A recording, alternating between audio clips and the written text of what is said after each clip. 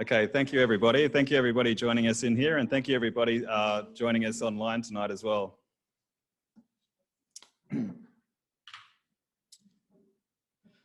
Ningini Nala, Wungan Mari, Bajari, Gadi Naruda. We meet together on the very beautiful Gadigal land. You'll actually see this logo emblazoned in the entrance to our museum here. It was part of the Gadigal Acknowledgement of Country, which was built into the actual architecture of the space. Later tonight, we'll open these windows and show you the outdoor smoking ceremonial space, as well as the Gadigal Ambassador case here, which you can see inside the foyer. Building an acknowledgement of country into the actual museum space was a crucial part of just recognising the sovereignty of the Gadigal people. The Chau Wing Museum is proud to recognise the Gadigal peoples of the Eora Nation and their custodial responsibilities to country, land and waters of Greater Sydney. Chau Wing Museum recognises the prior existing connective systems among many Aboriginal and Torres Strait Islander traditional landowners across the nation today. Chau Wing Museum recognises the cultural obligations and protocols in relation to the self-determined autonomy of Aboriginal and Torres Strait Islander nations. An acknowledgement of country is a political act of recognising the sovereignty of Australia's First Peoples. The boundaries of the Gadigal extend from South Head along the inner harbour to Leichhardt and then southeast to the area we know today as Kamay, Botany Bay. 2020 marks the 250th anniversary of Lieutenant Cook's claims of possession of the Australian mainland, and it's so important to be able to bring these voices, such as Gilda's tonight, in this year, in this anniversary year also. When we acknowledge Gadigal land, we also acknowledge the lands of many Aboriginal and Torres Strait Islander nations across Australia today. Aboriginal lands and cultural knowledges were appropriated and transformed into the wealth of the Australian nation, which in turn has built the institutions of government society that we all take for granted today. It is to the elders and custodians of all these Aboriginal and Torres Strait Islander nations, past and present, that we acknowledge and pay our respect to tonight. Every explorer, every settler, every non-Indigenous person who made their mark in Australia's history did so with the help, guidance and assistance of Aboriginal and Torres Strait Islander people.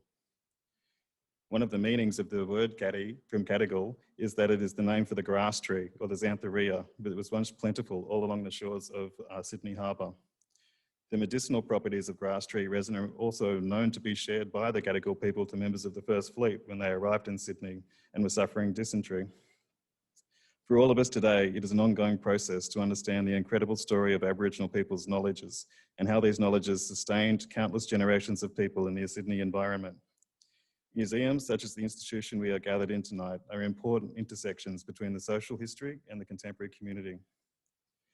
The diverse knowledges of Aboriginal and Torres Strait Islander peoples were sometimes given and shared, but often they were forcefully taken. This is the least of the reasons why we should always pay respect to the knowledge embedded forever within the Aboriginal custodianship of country.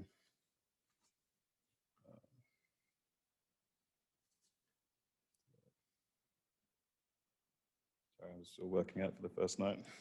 Do we use the keyboard? Cool. Thank you for all of you who can join us tonight, and I hope everybody who's joining in online can actually make a trip in to actually visit us sometime too.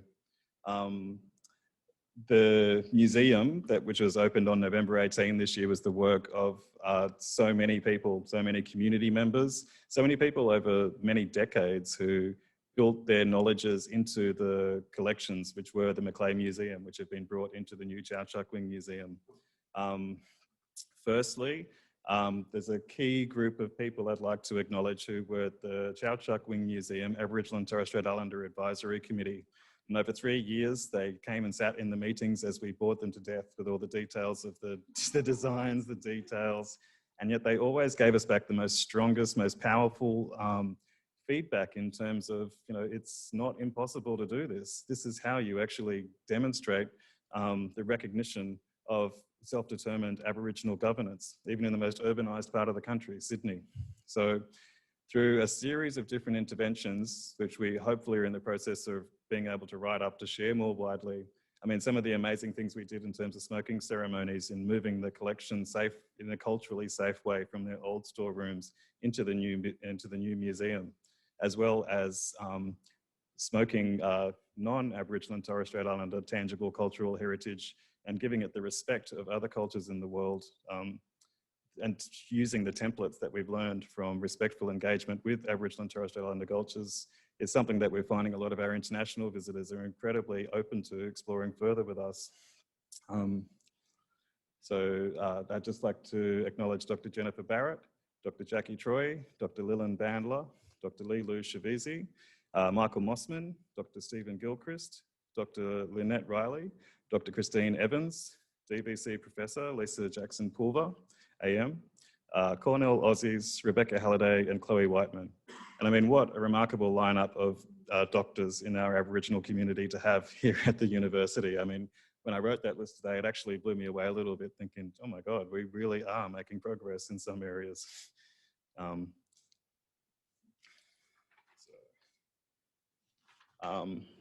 Just personally, I'd really like to give a shout out to two mentors to myself.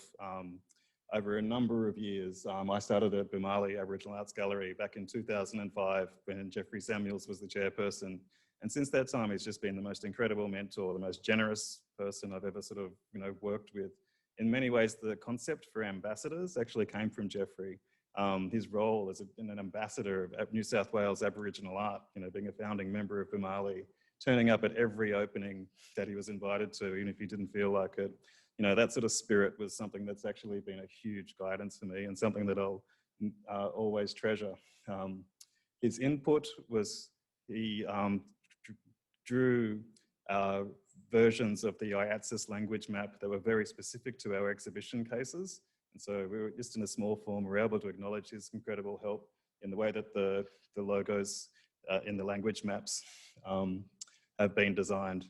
And also Uncle Jimmy Smith, who's done campus heritage tours for a number of years on our campus. He was working as the Metropolitan Local Aboriginal Land Council education officer when he generously gave us time to explore some of the rock art history of Northern Sydney. I mean, Guringai National Park has one of the largest outdoor rock art galleries on the whole east coast of Australia. It's one of the most defining features of Sydney. To be able to acknowledge that and embed that into our forecourt as a marker of hopefully our future research directions in recognising local history was incredibly important. So tonight's, I know I'd have to get it in there. This picture is actually from our 2016 being collected when it was Nadi Simpson and Kaylina Briggs who performed as part of being collected. So it's an incredible full circle tonight at the first ever inaugural being collected lecture in the new Chau Chak Wing Museum to bring the other side of that family with Dr. Jilda Andrews across. Tonight's speaker, Dr. Gilda Andrews, is a Yuwaalaraay cultural practitioner and researcher currently based in Canberra. Gilda works with the Australian National University and the National Museum of Australia in drawing on her Yuwaalaraay heritage and in its processes of investigating the connectedness of land, story and culture to object and museum collections. Her focus on material culture and the associated stories continue to push the definition of custodianship from one which is focused on the preservation of objects to one which strives to maintain connections between objects and the systems that produce them. I think I'd be better off jumping straight into your talk tonight. You can explain that a lot better. So please, if everyone could just welcome Dr. Gilda Andrews for tonight's talk. Thank you.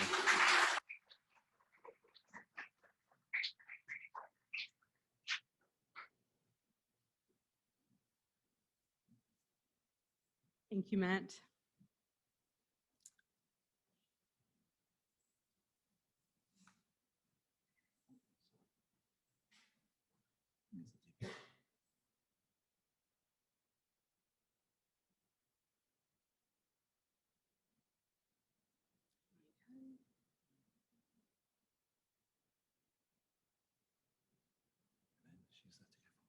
Oh, great. Thank you. Thank you very much.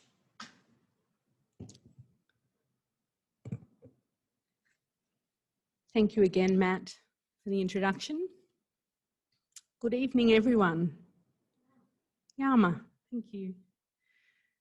I begin by honouring the Gadigal country we've gathered upon, to acknowledge it as a site of gathering, resources, sharing and exchange, a site of ideas and innovation, and a site of power and resistance.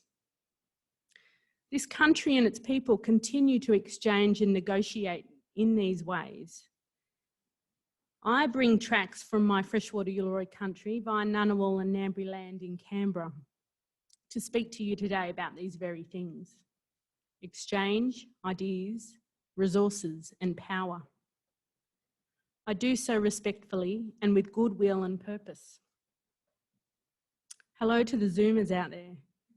Ones and zeros connect us tonight.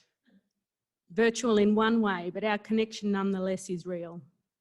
You don't hover above country in your lounge rooms or kitchens either, so I'd like to pay respects to the places around you and under your feet too. It's an honour to be invited to speak in the Being Collected series at this very moment, which bears witness to an important transition for the cultural collections of the University of Sydney into a new and collective chapter. Through the Being Collected series, I join a cohort of people who have all taken time to consider contemporary cultural work, exploring intersections between the material and non-material world, giving living expression to our collections of cultural objects through ideas, voice, art, song, ceremony and movement. I reiterate again the power of Gadigal country to host this dialogue and acknowledge the intent of the Macleay Collections team intending this ongoing and regenerative fire. Being Collected is an interesting title which gestures towards the theme of convergence, bringing together active and passive states, multiple sites, and even timeframes. Museums are no strangers to this kind of activity, where our work is all about convergence. But no longer is it just about the interesting bringing together of things.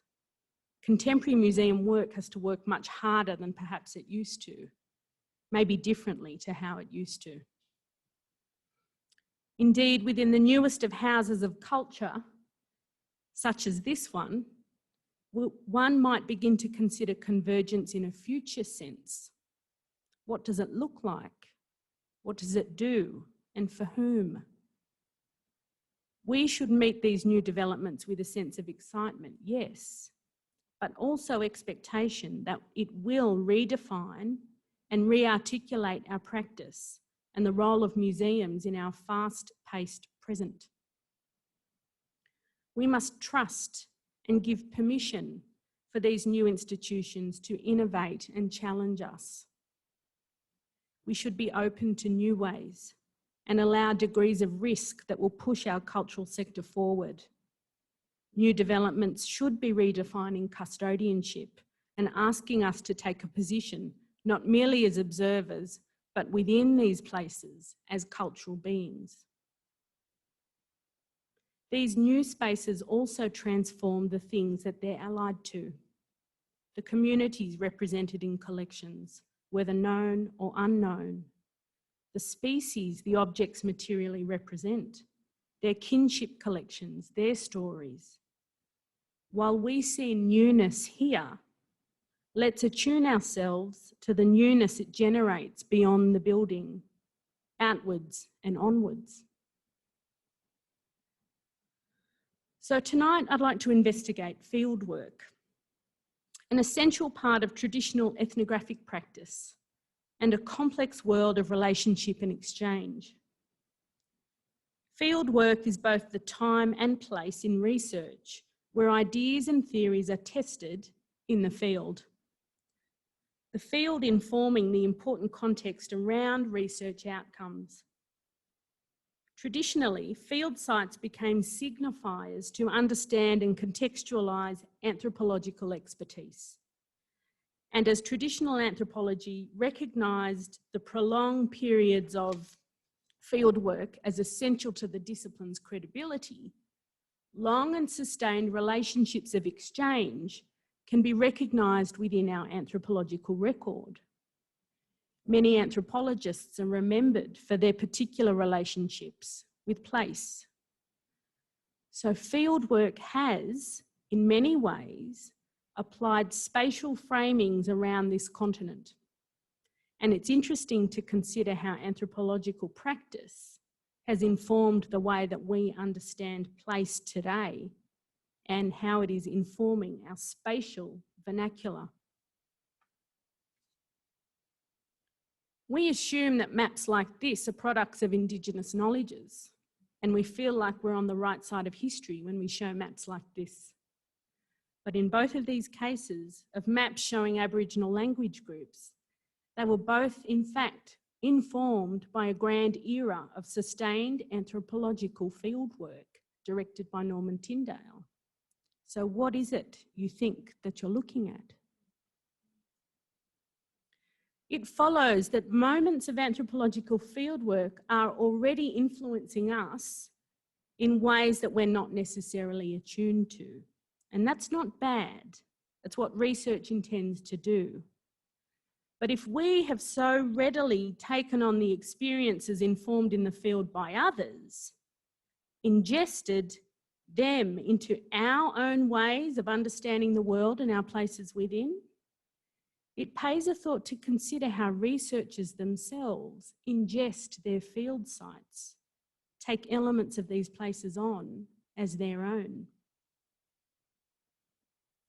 Now, in a way, this is not such a big deal. We've all got attachments to places outside of where we live or where we're from. But the histories of research in Aboriginal Australia relied on articulating specificities, difference, specialness, containment, differentiation, comparison, uniqueness. So these sites of fusion become really interesting. It offers something new for us to look at within collections of historical cultural material, particularly the relationship of exchange, notions of reciprocity, friendship, love, respect, coercion, fun, fear, and hope. Lots of these words are not readily associated with anthropology or fieldwork practice, but we know feelings like this must have been present in some way, alongside many others. But imagine looking at an object in a museum and seeing beyond its recorded empirical values and instead recognising something different and a bit human, something we can relate to forge different or more rounded connections with these objects, each other, as well as our difficult histories. So the title, When You Become Me, gestures towards these melding moments where researchers come into contact with their sites of research in ways where an ontological collision occurs. That is, where our understandings of who we are in the world and our place within it, when they collide with another's and become influenced and take on an aspect. I've written about this as collision only because the nature of being is so fundamental and so grand. To consider being compromised ontologically can bring about existential questions on the nature of being and the nature of one's existence. And this can be scary, understandably. So finding the language to think and talk about it is as much of the challenge as anything else. I could have said share or exchange rather than collide, but the scale of what I'm talking about, the scale of what I'm tapping into, verges almost beyond our control or agency in a way. So back to fieldwork. Fieldwork is hallowed turf in anthropology. It's part of the job. It's routine, it's expected. And it has evolved as a validating anchor to the ethnographic practice. And it does this by generating data. It's also hard. It often involves crash courses in language, understanding nuances in dialects, genealogies, and investing in informants and key people. Many anthropologists' journals read like this, and they become important records. Certainly for museum anthropologists today, fieldwork journals are key archives that provide context to collections. Fieldwork journals offer candid views, colourful language sometimes, and the kind of human insights that don't get published in formal publications. Within these journals, we can plot trains of thought and piece together puzzles of moments of exchange and understandings of value. Today, fieldwork is guided by a whole realm of ethics and protocols that recognise the rights and the past experiences of Aboriginal communities. Fieldwork today is governed by structures that make visible a sense of reflexivity as a requirement. In a way, this contemporary practice seeks to actively redress bad practice of the past. So I'm here tonight to interrogate this a little bit, to look at fieldwork and then consider beyond. I feel that collections can say something different about us, not communities and researchers and museums separately, but us as a collective, us together, the bit where we come together. Where you become me interrogates the bit where we begin to meld, but it's also where something new is produced, that is in some parts you and in some parts me. But what is this stuff? As I said earlier, we don't have the language yet. Multicultural, transcultural, intercultural, cross-cultural. Or is it where we decide to just call it cultural? Our histories are constantly defining us as different from one another. They plague us here. We need language that better recognises us culturally as greater than the sum of our parts. And how can this thinking help us? In 2004, whilst lecturing in museum studies at the University of New South Wales, I had a moment which I have later returned to, and I have often. We were investigating the complexities behind the ownership of collections. My undergraduate class explored the example of the attempted auction of objects collected by anthropologist Theodore or Ted Strello. And that attempted auction was driven by his widow Kathleen and their son Carl in 1992. The objects in question were of Strello's personal collection, objects obtained during extensive fieldwork in Central Australia, valued explicitly for their relationship to Aranda spiritual worlds and law, the majority of which could be understood by the outsider as sacred. It was an interesting and complex exploration of how cultural value transits degrees of removal and navigates different hierarchies of value, and how collections can, of course, be dispersed. But my moment with Strello came as supplementary to this story. It arrived silently, uncomfortably, during a screening of a recorded video clip of the Sunday program, which aired on the 5th of December, 1993. The clip featured recollections of Ted Strello by Aranda community members, and it was particularly memories of Strello and his fieldwork methods that stirred me. In one clip, I remember a remark about Strello's painstaking attention to detail, his focused discipline in recording songs and ceremony, and his insistence that people start again if the words were sung incorrectly or in the wrong order. We were scared of him, were the words that struck me. It was as though Strello already had knowledge and he knew what he wanted for the record. And I remember being really confronted by this. And I was confused and I was thinking, hey, you can't do that. That's rude. Speaking to elders like that. Over time, I didn't want that to be the lasting memory. So over time, I wanted to try and recognise the agency of the senior Aranda men in that moment, their relationship with Strello, and also to their ongoing custodianship of their knowledges. And so I began to think differently, to think of the different forms of agency in operation in that moment. And also because I understand the art form of influence and persuasion can look different on both sides.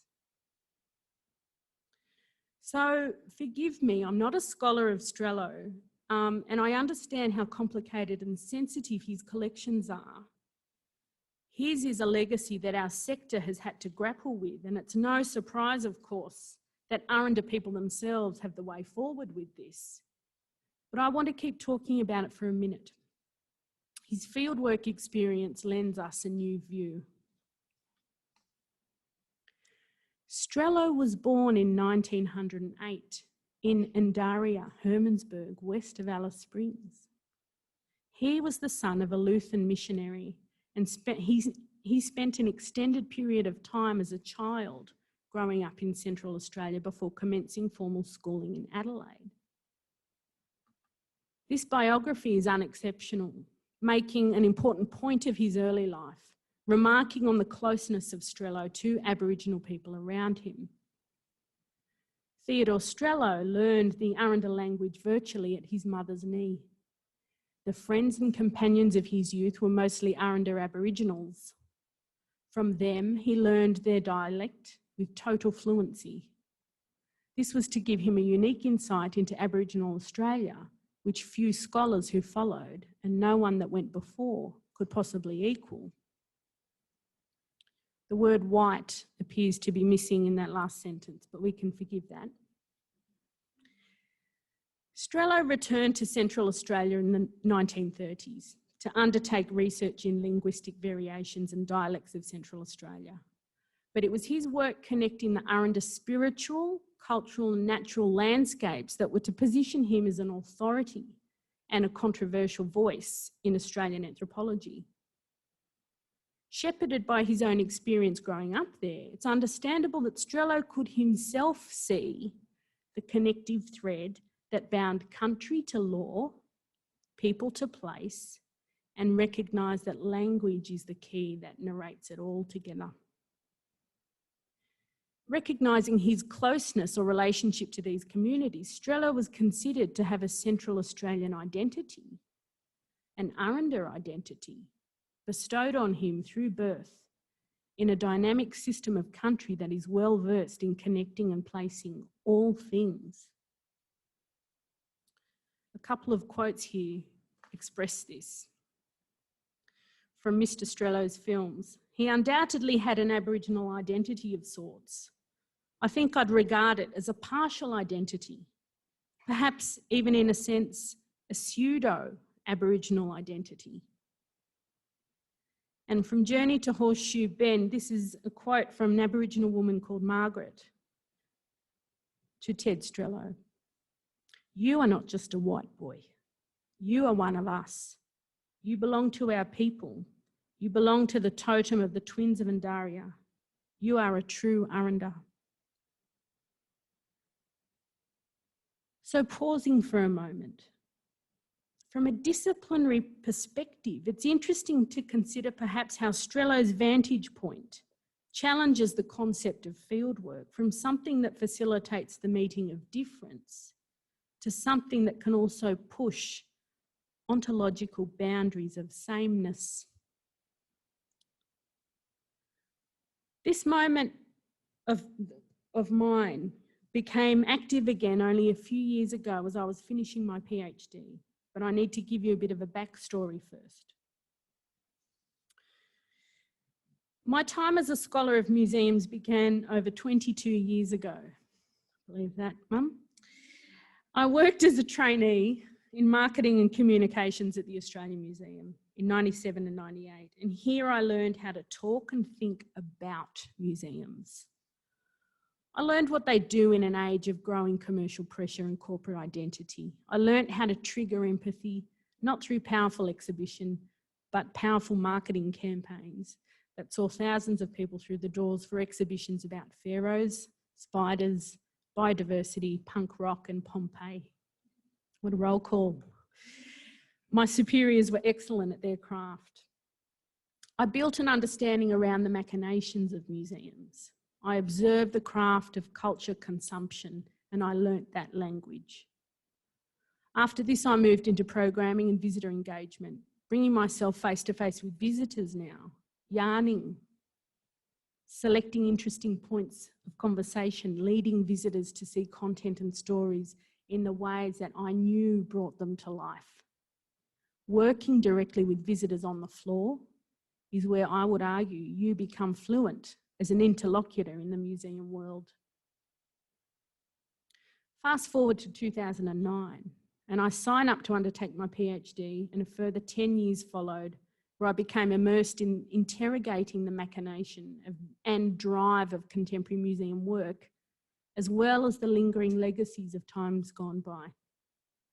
Interestingly, my field sites weren't within communities hundreds of kilometres away, but instead were within a handful of museums. My field work was in an office, with white gloves or amongst the stacks.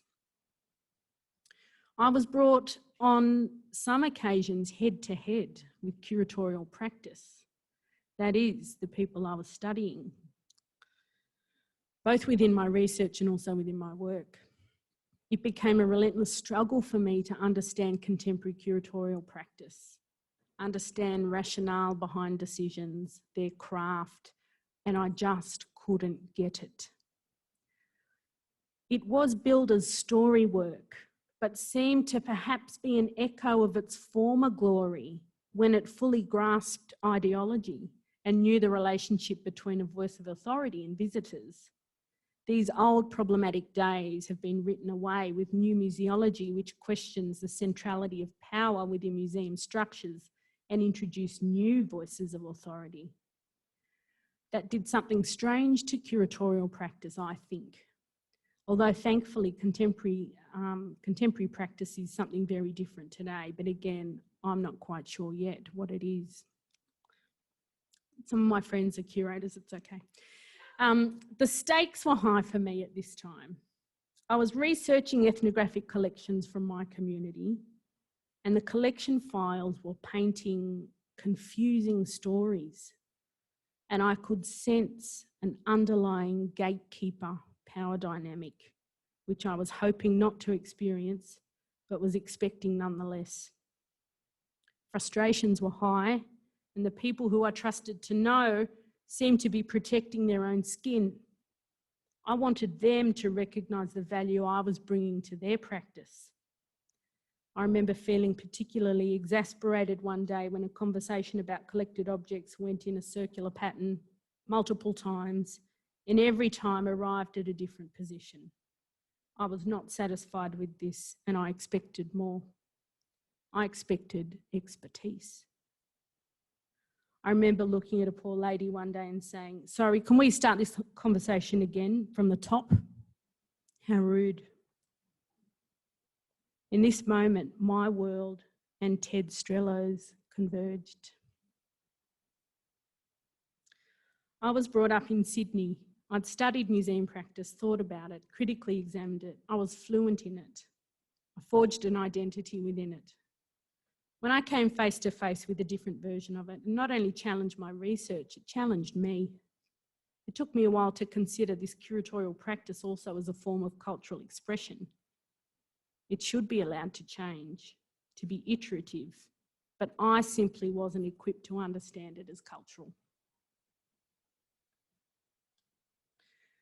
I reflected earlier upon Strello's world as lonely, and this in-between world is just that. It's hard for my work to be seen as cultural product as an Indigenous museum professional, because we spend so much time insisting that these worlds don't converge, and our foundations rely upon their separation. Where do I belong in this scheme? How does Strello belong in this scheme? Our houses of culture need to make room for more of this kind of work, to recognise and engage with culture from within. To a different example now. Catherine Langmo Parker was the wife of a station owner in northwestern New South Wales in the 1930s. She's known today as an amateur ethnographer of Indigenous lifeways, particularly those with whom she lived amongst, Yuwaalaraay or Yuwaalaraay people. It was a very difficult time for country then. The life of pastoralists battled multiple frontiers of drought and a kind of lived out active negotiation of dispossession of Aboriginal people off their lands. So the moments which Katie witnessed and recorded were also actively influenced by her and her husband's very presence. It was a moment of change, and to use an historically loaded and awkward word, a moment of transition. I hate this word. It's used so often in relation to Aboriginal people as though the world witnesses or watches as they, we, move from being one thing into another. I also hear the word transition used in museums, transition objects.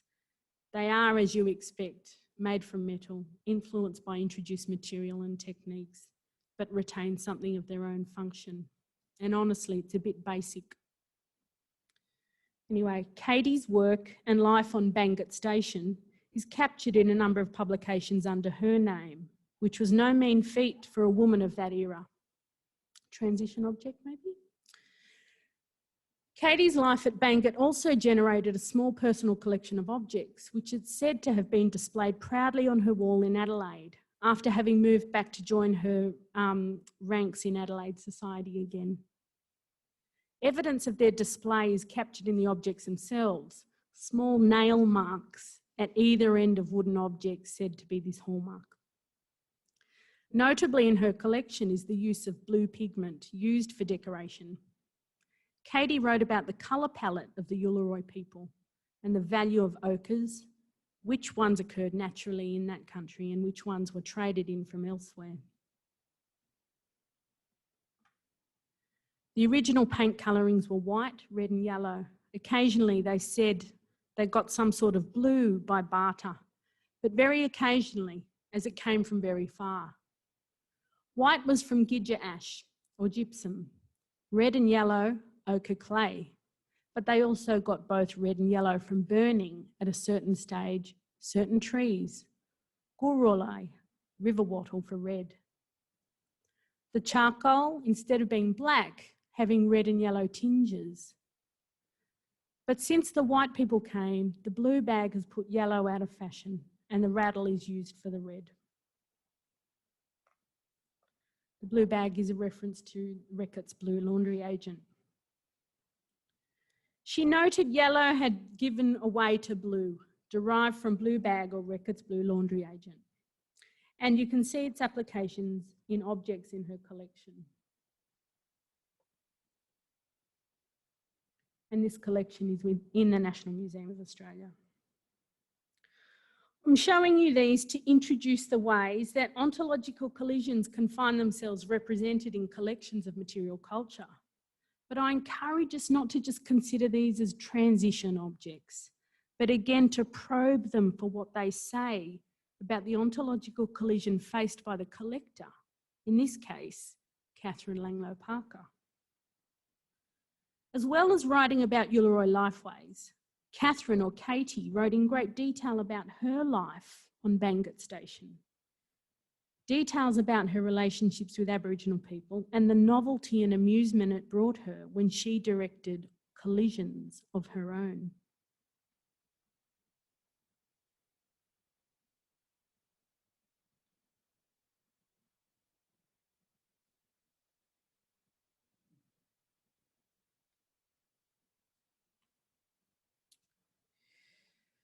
In my bush book, an account written by Marcy Muir about Katie Langmo Parker, it was said, Katie trained these girls and women of the Noongarburra to work as domestic servants and dressed these girls in the uniforms of housemaids of the Victorian era. According to her story, the girls thoroughly enjoyed dressing up. I look at that photo and I think of Reckitt's blue. I can see it. Katie herself wrote, "The little girls were so amusing. They mimicked us all, bringing to our notice little peculiarities unobserved before by ourselves. Their interest in everything was intense. That quote reminds me of the two-way lens that fieldwork brings about. And so I consider the data equivalences produced by blackfellas in that scenario as researchers. Katie continued, "They were like the three little maids from school. Life was a joke that had just begun. To wait at table in summer, I dressed them in little white frocks with red sashes and gave each a large palm leaf fan with which to fan us on the gaspingly still nights as we sat at dinner. Having shoeless feet, they moved noiselessly around the table and quickly learnt to wait well." As I said earlier, during the Langmo Parkers' time on Bangat Station, there was a prolonged period of drought. Moments of shared difficulty like these can also force a kind of empathy. Katie writes interestingly about this moment, sensing a kind of desperation around her wilting rose garden. She consults old Buddha, a clever woman known for her skills in creating and directing rain. "Once my garden of roses looked very wilted. I asked Buddha to make rain, but just then she was very offended with Mata. One of her dogs had been poisoned. She would make no rain on his country. However, at last she said she would make some for me. I bound her to a certain day. The day came and a heavy storm fell just over my garden, filling the ground tank, which was almost empty. About 2 inches fell. Within half a mile on each side of the garden, the dust was barely laid. So I return again to Katie's collection to consider again the nail holes in either end of these objects and to think about how these objects were displayed in her home. I don't get the sense that this kind of display was to replicate a grand open collection museum hall in her Adelaide manor, but to display something of Katie herself, her dialogue with people and place, her influence on them and their influence on her. To consider museum displays in this same sense is a challenge for us. How do we get beyond what we know and the assumptions of difference and invite visitors to somehow see themselves? How do we invite people to see something of themselves in these object arrays and consider the transitions they themselves have undertaken as a result of our history of ontological collision? Collections themselves are artefacts and they're multivocal. They say as much about collectors and structures surrounding collection as they do about what's contained within, probably more. They say things about the people who made collections in the past, and they say things about those of us who work hard to maintain and work with them today. They are artefacts of both history and our present. We've got to come to terms with this. We simply cannot blame the past for the legacies that we choose to uphold today. So I invite you to join with me to look again at what we've got in these great storehouses of culture and ask something different this time. We've been colliding ontologically from day one. Let's better understand this shared space, create new language, and find the sameness. It won't risk our ancestral heritage. It puts us in a better position to understand our histories as full of these moments of collision, and it will equip us to direct future convergences in better ways. Thank you.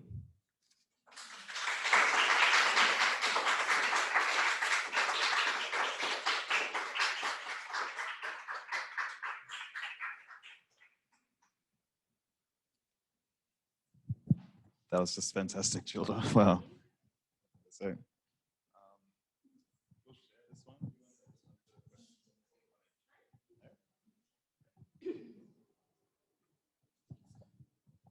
one. I've heard parts of that, but I've never actually seen that story like that of Kate Langlo's private collection. That is just incredible. So Margot, is that something that you've been working on?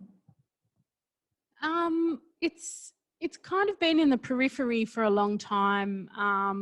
For us and our family, you know, we know where Bangat Station is, and we've still got family up there. And it's interesting, actually, you asked that question, because the collection is in the National Museum of Australia where I work, and it's always it's quite a difficult thing for me to approach, even though it's in my workplace and I technically have access to it, you know, a kind of access to it. But it's like I go to it when I need country and I need provocation and I need to think about objects differently.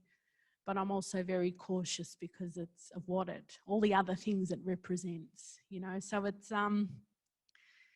yes, we've been working with it, and know it's there, but it's an interesting relationship of being co-present with it, I think, is a way of putting it. Yeah. I totally get that. I get that question as well. It's like people think as curators, we all just go down and play around with the stuff ourselves sometimes if we've got all that time. And are nice and wholly rounded as a result. But sorry to jump in with the first question as well. Would anyone from the floor have any questions for our speaker tonight? We do have some online questions possibly coming in as well, but no. So yeah, if there's anyone's got a question, we've got a couple more minutes. We can jump in with a couple right now if we can fit them in.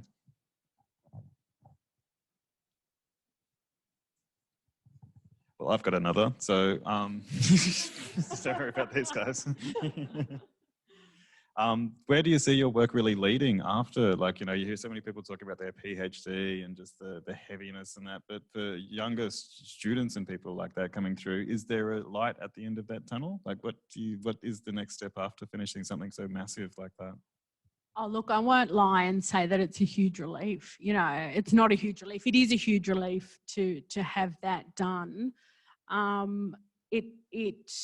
When I think about what next for me, I think it's really, I'm in a moment, like almost like a liberated moment when I can recognise my work outside of those formal boundaries as PhD student or researcher, or, you know, and I now talk about myself as a cultural practitioner because I can, because I feel really comfortable in that sense.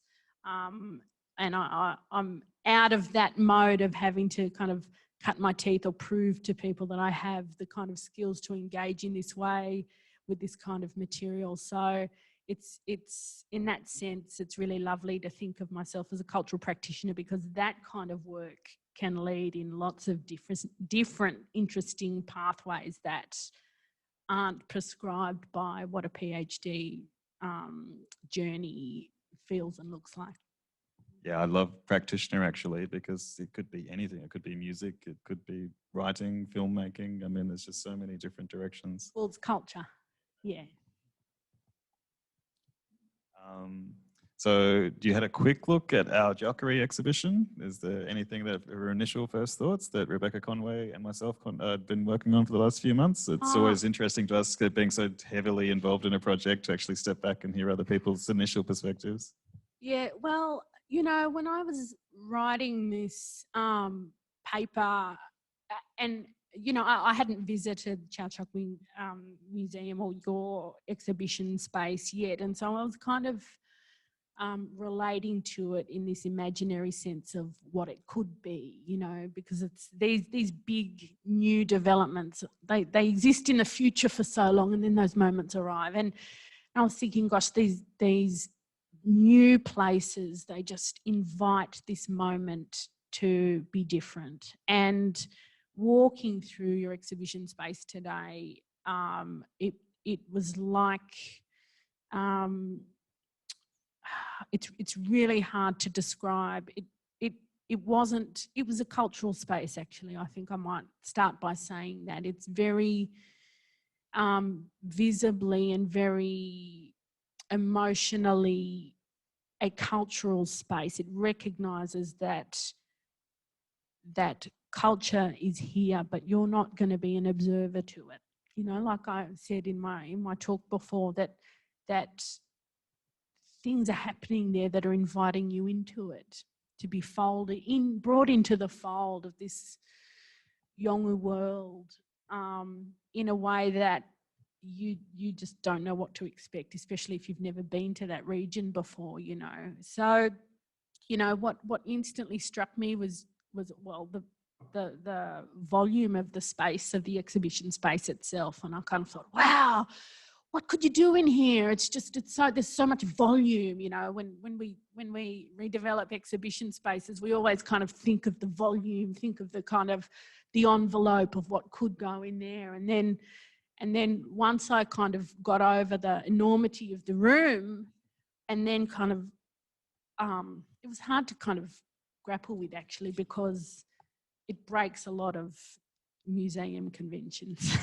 So you're kind of having to work out what's going on, because you're not presented with the standard plinth label, that kind of dynamic, which we've all learnt, you know. So what does it mean to break that convention? It kind of means that you need a moment to actually reassess how to look at things, how to engage with things, how to step towards things. And I think, I mean, there's one moment in there where you see bark paintings that are laid on a horizontal plane, and I've never seen bark paintings displayed like that. And straight away you're communicating spatial dimension, you're mapping country, and you're creating a relationship with visitors that is incredibly different. So it's just so great to see the breaking, like purposeful breaking of that convention here, because you have a chance to do it. This is new, you know, when we're not bound to expectations here, you know. So there's insight and innovation here that I'm not just saying that because you invited me to give the first lecture of the place, but of course not. And I was never did an internship here either. But no, look, I think that there's a lot of museum redevelopments happening right now. Big museum redevelopments happening all over the continent, and I think, you know, you're demonstrating the power of what it means to actually understand the opportunity in that. It's just amazing. Thank you very much, Gilda. As always, a very fascinating and entertaining You're my number one fan, Denise. Thank you. As always. No, it's just, you were talking about transition periods, and do you see this as a transition period because once with museology, because once it was the white man's interpretation of these objects in museums, but now we seem to have more, you know, the Indigenous people are becoming more involved in the museum curating and talking about the objects and describing them. And that to me is a transition from what was once, oh, I don't know, is it? Well, yes, look, I think you're right, Denise, in thinking that that it's a transition. But I would love to, rather than think of it as Aboriginal people are now present within spaces like this where once they weren't, for me, it feels better to think now we're recognising how Aboriginal people are present. Because I think we were always present. They were always present, but just not made visible. And I think there's a difference there. And, you know, complicating that notion of past anthropological work being driven by white men, producing things in ways that have an uneven power dynamic and are bad, I think that that's too simple. It's too basic. It's not like that. We know what it means to exchange. We do it today. It's part of the way we communicate with each other. So we just have to consider that the human bit of exchange has always been there. And so how we recognise agency in new spaces like this, I think, is a transition. But it doesn't mean that we're inviting Aboriginal people in for the first time. It means we're actually recognising that they're there in ways that are actually being driven by them.